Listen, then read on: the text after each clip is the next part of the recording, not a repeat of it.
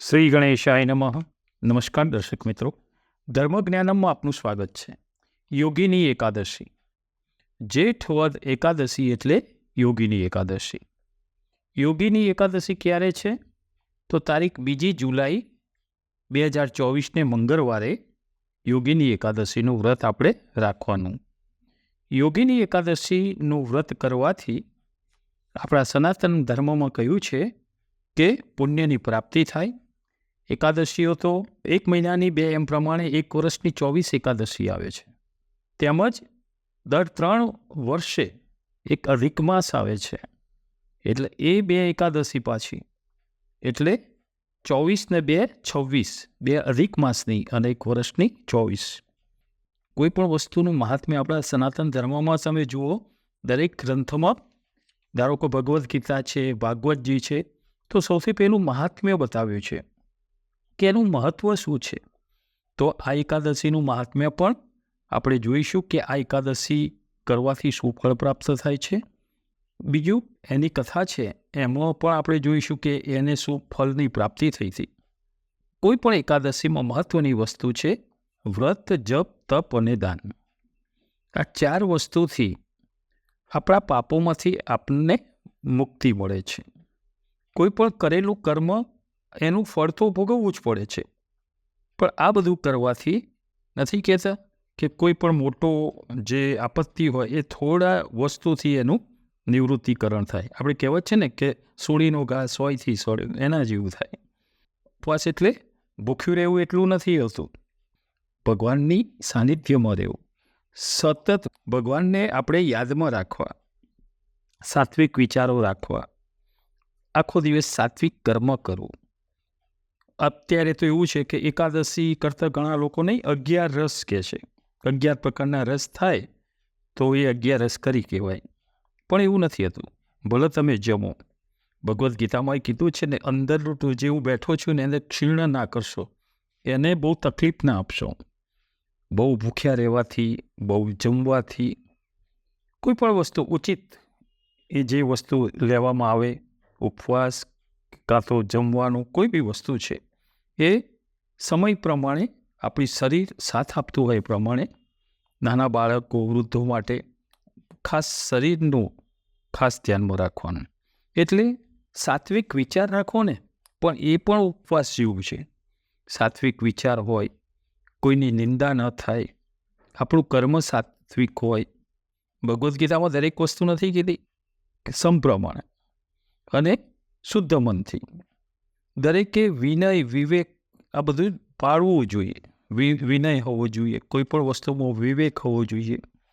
આ ધર્મની તો વાતો બધા કરે છે, પણ છેક સુધી આ સચવાઈ રહે અને મૃત્યુ સુધરે, એ બહુ મહત્વનું છે. આ બધું કરવાનું કારણ શું કે અંત સમય આપણો સુધરે. ધાર્મિક વાતો તો ઘણી બધી થાય, પણ છેલ્લે જે યાદ રહી જાય, આગળ પણ આપણે વિડીયોમાં કહેલું જ છે કે પરીક્ષામાં જે 3 કલાક લખી લે જ સારું, એ વિદ્યાર્થી પાસ થઈ ગયો. આખું વર્ષ તો બધાએ ભણ્યા છે, પણ જે 3 કલાક જે પરીક્ષાનો ટાઈમ છે, એમાં જેને બધું લખી દીધું પરફેક્ટ, એ પાસ થઈ ગયો, એ ઉત્તીર્ણીય થઈ ગયો. એમ આખી જિંદગી બધું જીવ્યા, પણ મૃત્યુનો સમય સચવાઈ ગયો. તો એ સતત આપણે એના માહોલમાં રહીએ ને, તો એન્ડ સમયમાં એ જ માહોલ આપણને સામે આવે છે. ભગવદ્ ગીતામાં લખ્યું છે ને કે જે પદાર્થને યાદ કરી અને દેહ છોડે, એટલે એમાં એની ભાવના રહી જાય છે ને એને તે પામે છે. તો ઘણા લોકો એમ થાય કે જો એન્ડ ટાઈમમાં જો આ રીતે હોય તો આપણે પહેલાં છેલ્લે આપણે પછી ભગવાનનું એ સ્મરણ કરીશું એન્ડ ટાઈમમાં. તો એવું નથી બનતું. દરેક વસ્તુની જે હેબિટ પડી ગઈ છે ને, એ જ એન્ડ ટાઈમમાં પોતાની જોડે રહે છે. એટલે મૃત્યુ સુધારવું. એટલે ભગવદ્ ગીતામાં એક લીટી લખેલી છે કે જે આત્માનો બંધુ છે ને, એ જ એનો શત્રુ છે. પોતે પોતાને અધોગતિએ ન લઈ જવું, ભગવાનના સ્વરૂપની સેવા કરવી. જુઓ, એકાદશી એટલે ભગવાન વિષ્ણુ ભગવાનનું એ મહત્વ છે. કેમ કે પાપને હરતા એ ભગવાન વિષ્ણુ ભગવાન કયા છે. પાપ હરતા વિષ્ણવે નમઃ. ભગવાન વિષ્ણુ ભગવાન. આ એકાદશીનું મહાત્મ્ય જે છે ને, એ ખાસ પ્રાધાન દેવ છે, એ વિષ્ણુ ભગવાન છે. કેમ કે તમે વિષ્ણુ ભગવાનની જેટલી સેવા પૂજા કરો તો તમને ભગવાનની કૃપાથી પાપોમાંથી મુક્તિ થઈ અને સારી ગતિ પ્રાપ્ત કરાવે છે. વિષ્ણુ ભગવાનની પૂજામાં એવું છે કે એમને અલંકાર બહુ પ્રિય હોય છે. એમને પીળો કલર પણ બહુ પ્રિય હોય છે. તમે કોઈ પણ પુષ્પ ધરાવો ભગવાન વિષ્ણુ ભગવાનને, પણ પીળું ફૂલ ચડાવો ને તો એનાથી ભગવાન વધુ પ્રસન્ન બને છે. તો આ દિવસે આપણે ખાસ ઉપવાસ તો આપણી શક્તિ પ્રમાણે કરવો. બીજું, સવારે ભગવાનની સેવા કરવી, અને મૂર્તિ ના હોય તો ફોટાથી, ચિત્ર હોય એનાથી, કોઈ પણ રીતે, અથવા માનસી સેવા મનથી. કોઈ પણ વસ્તુમાં માનસી વસ્તુ જે છે ને મનથી, એ બહુ જ ઉત્તમ છે. માનસ પૂજા બહુ શ્રેષ્ઠ કહી છે આપણા સનાતન ધર્મમાં. બીજું કે પૂજામાં એ બધું પતે પછી ભગવાનને નૈવેદ્ય પણ અર્પણ કરવું જોઈએ. તમે કોઈ પણ વસ્તુ આપણી શક્તિ પ્રમાણે ઘરે જે હોય વસ્તુ, દૂધ મિશ્રી પણ કરી શકો, ફળોમાં કેળા અને જે વસ્તુ તમને મળે તમે ધરાવી શકો. ખાસ ભગવાનને પ્રિય હોય એવી વસ્તુ જે છે એ મિશ્રી, માખણ, મગજ, આ બધું એમને પ્રિય છે. આ દિવસે ખાસ વિષ્ણુ શાસ્ત્રનો પાઠ કરો ને, બહુ શ્રેષ્ઠ છે. ગજેન્દ્ર મોક્ષનો પાઠ કરો એકાદશીના દિવસે, એ બહુ શ્રેષ્ઠ છે. બીજું, ભગવદ્ ગીતા આખો પાઠ થાય તો આખો કરો, નહીં તો 12મો ભક્તિ યોગ, 12મો અધ્યાય, 15મો અધ્યાય પુરુષોત્તમ યોગ, આ બધું કરવાથી એનું વિશેષ પુણ્ય આપણને પ્રાપ્ત થાય છે. આ દિવસે તલનું પણ મહત્ત્વ છે. આ દિવસે પાણીમાં તમે સ્નાન કરો ને એ વખતે થોડા તલ નાખી તલથી સ્નાન કરવું, એ તલવાળા પાણીથી સ્નાન કરવું. અને તમે જે ફલાહાર લો છો ઉપવાસ વખતે એમાં પણ થોડો તલનો ઉપયોગ કરવો. બ્રહ્મવૈવર્ત પુરાણમાં આનું મહત્ત્વ બતાવેલું છે આ એકાદશીનું. યોગીની એકાદશી જે છે એ સર્વ પાપોને હરનારી છે. એકાદશી દરેક, આપણે કીધું ને આગળ, દરેક એકાદશી પાપને હરનારી છે, પણ આ વિશેષ છે. અને બીજું કહું કે આ એકાદશી જે કરે ને એને એવું કહે છે કે 88,000 બ્રાહ્મણ જમાડવાનું પુણ્ય આ એકાદશી કરનારને પ્રાપ્ત થાય છે. એટલે આ એકાદશી મોક્ષને પણ આપનારી છે. કથા એવી છે, અલકા નગરીના અધિપતિ કુબેર રાજા એ ત્યાં રાજ કરતા હતા. તેમને ત્યાં હેમમાલિન નામનો એક સેવક હતો. એ દરરોજ સેવાના પુષ્પો લાવવાનું કામ કરતો હતો, અને પુષ્પો લાવે ત્યારે એ રાજા સેવા ભગવાનની કરતા હતા. તેની પત્નીનું નામ વિશાલક્ષી હતું. એક વખતે એવું બન્યું કે હેમમાલિન માનસરોવરમાંથી પુષ્પો લઈને પોતાના ઘરે ગયો અને ત્યાં જ રોકાઈ ગયો. કુબેર રાજા પૂજા કરવા ગયા, રોજનો સમય થયો, છતાં હેમમાલિન પુષ્પો લઈને આવ્યો નહીં. એટલે પુષ્પો વગર રાજાની સેવામાં અડચણ આવી. તો રાજાએ તપાસ કરાવી. હેમમાલિન ઘરે પોતાની પત્ની સાથે ત્યાં રોકાઈ ગયો હતો. રાજાએ સંદેશો મોકલી અને તેને બોલાવરાવ્યો. ત્યારે હેમમાલિન ગભરાતો આવ્યો.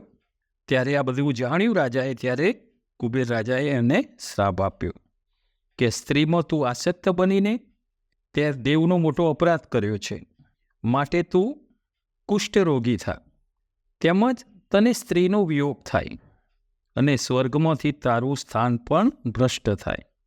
કુબેરના શ્રાપથી હેમમાલિન મહાભયંકર વનમાં જઈ પડ્યો, જ્યાં ખાવા પીવાનું પણ મળે નહીં, અને તે કોળથી પીડા પામ્યો. વનમાં ભટકતો, પુષ્પો મળે તેનાથી શિવજીની પૂજા કરતો, જેનાથી શિવજીની કૃપા થઈ. પૂર્વનું સ્મરણ રહ્યું. ભક્તિ કરો ને, કદાચ કોઈ પાપના લીધે કોઈ વસ્તુ આપણે ભોગવવાની થાય, પણ ભક્તિ સારી હોય તો ભગવાન પૂર્વનું સ્મરણ યાદ કરાવે છે. અને એનાથી, ધારો કે આ જન્મમાં આપણે સાત્વિક કર્મ વધુ કરીએ, કોઈ ગ્રંથ વધુ વાંચીએ, ભગવાનની સમીપ રહીએ, તો બીજો જન્મ જ્યારે થાય ને તો એ ગ્રંથ ઉપર પ્રીતિ, એ ભગવાનની કૃપાથી, પૂર્વ સ્મરણથી એ જ ગ્રંથ વધારે ગમે છે. એક સમયે હિમાલય પર્વત પર એ હેમમાલિન ગયો. ત્યાં તેણે માર્કંડ મુનિના દર્શન એમને કર્યા. એને માર્કંડ મુનિના દર્શન કર્યા અને એને પ્રણામ કરી અને કહ્યું કે હું શાપિત છું, કે મને આ પ્રાપ્ત થયું છે એનું નિવારણ કરો.